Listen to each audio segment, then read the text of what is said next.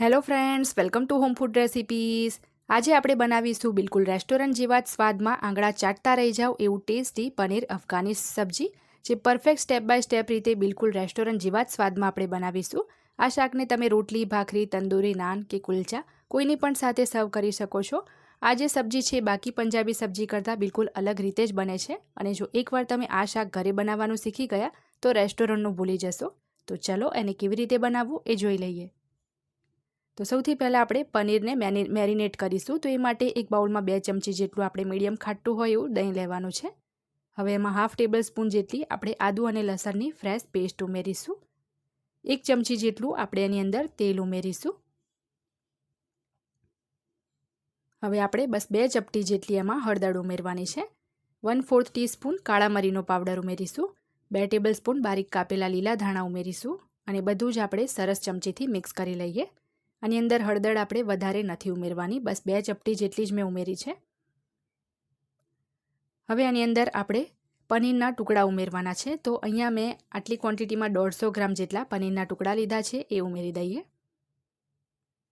સ્વાદ મુજબ એમાં આપણે થોડું મીઠું ઉમેરી દઈશું.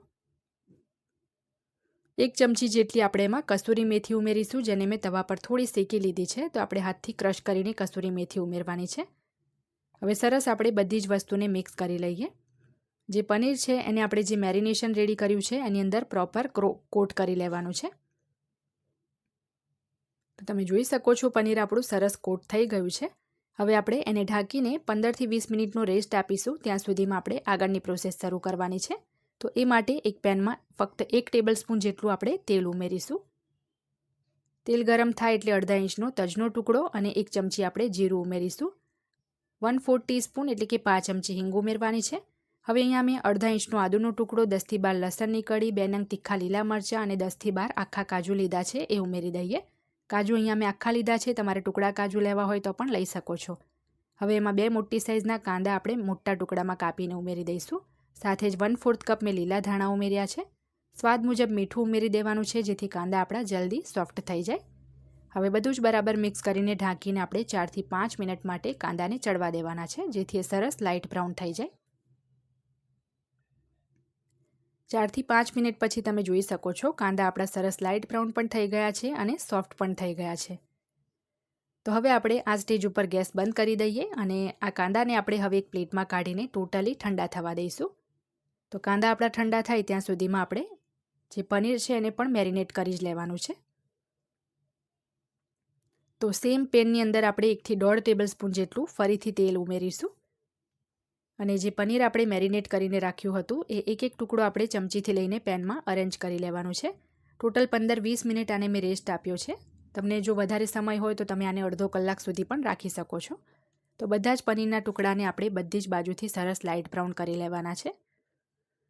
તો પેનનું હેન્ડલ પકડીને આપણે પનીરને આ રીતે પહેલાં તો હલાવી દઈએ, જેથી એ સરસ તેલનું કોટિંગ થઈ જાય તો નીચે ચોંટી પણ ના જાય.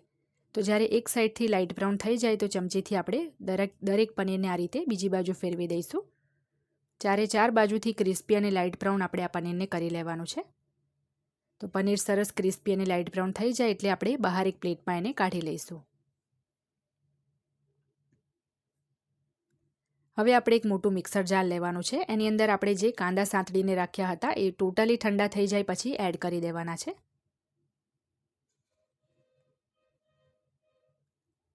હવે આપણે કાંદાને પીસતી વખતે જ એની અંદર અડધો કપ જેટલું દહીં ઉમેરવાનું છે. અહીંયા દહીં જે છે એકદમ વધારે પડતું ખાટું પણ ના હોવું જોઈએ, એકદમ મોડું પણ ના હોવું જોઈએ.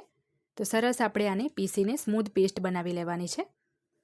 તો અહીંયા તમે જોઈ શકો છો આપણી જે પેસ્ટ છે રેડી છે, અને આ શાકની અંદર ટામેટાનો યુઝ નથી થતો.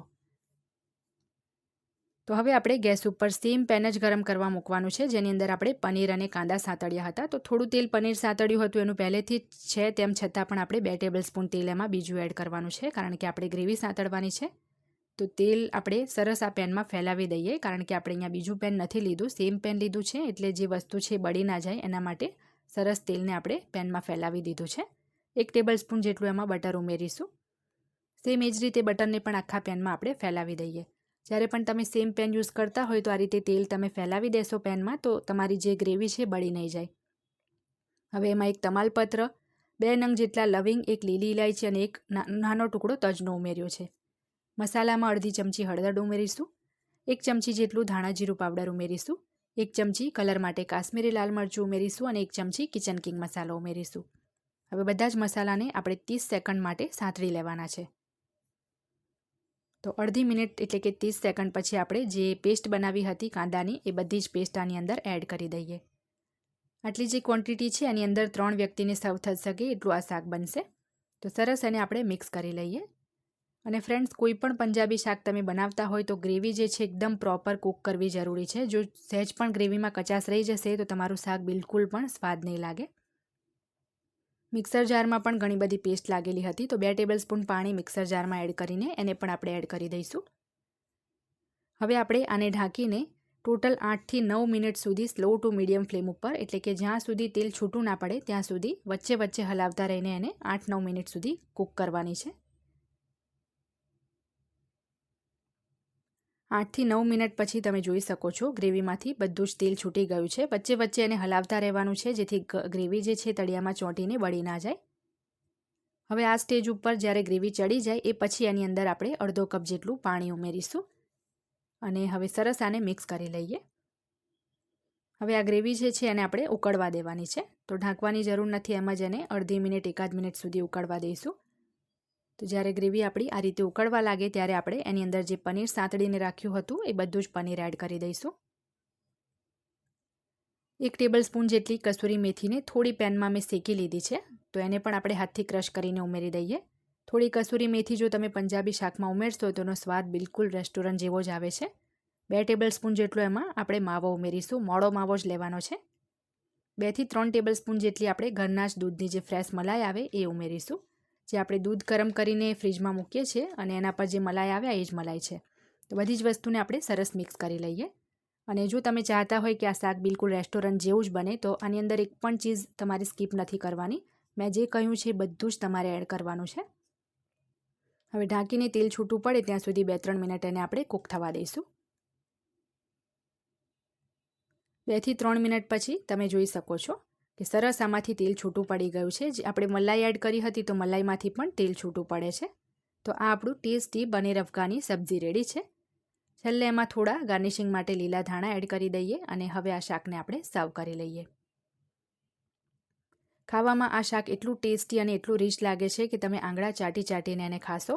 આનાથી પહેલાં પણ મેં 10-12 જાતની પંજાબી જે પનીરની સબ્જી હોય ચેનલ પર બતાવેલી છે. એ બધાની લિંક હું આની નીચે ડિસ્ક્રિપ્શન બોક્સમાં આપી દઈશ, જેથી જો એમાંથી પણ તમારે કોઈ શાક જોવું હોય તો તમે જોઈ શકો. તો આજની જો આ પનીર અફઘાનીની રેસીપી તમને પસંદ આવી હોય તો એને ટ્રાય ચોક્કસથી કરજો. નાન અને તંદૂરી સાથે તો આ ખૂબ જ ટેસ્ટી લાગે છે. તો રેસીપી પસંદ આવે તો ચેનલને સબસ્ક્રાઇબ કરી બેલ આઇકન ચોક્કસ દબાવજો. સાથે જ મારા ફેસબુક પેજને પણ લાઇક કરી અને પણ ફોલો કરવાનું ના ભૂલતા.